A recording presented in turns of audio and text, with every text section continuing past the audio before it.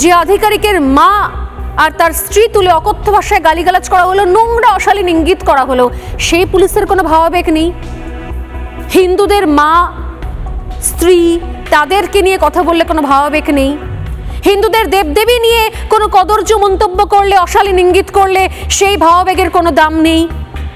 সমস্ত ভাবাবেগ রয়েছে আমাদের রাজ্যের নির্দিষ্ট ধর্মের জন্য, সমস্ত ভাবাবেগ রয়েছে এই রাজ্যে শুধুমাত্র ভোট ব্যাংকের জন্য। বাকি হিন্দুদের ধর্ম, হিন্দুদের মন্দির, হিন্দুদের দেব দেবী, হিন্দুদের হিন্দু অফিসার, তাদের পরিবার, তা তুলে যা খুশি আক্রমণ করা যায়। হিন্দু সেন্টিমেন্ট, হিন্দু ভাবাবেগের কোনো দাম নেই। হিন্দু কর্মচারী, হিন্দু আধিকারিক, তাদের কোনো ভ্যালু নেই। আদৌ কি এটা সম্ভব?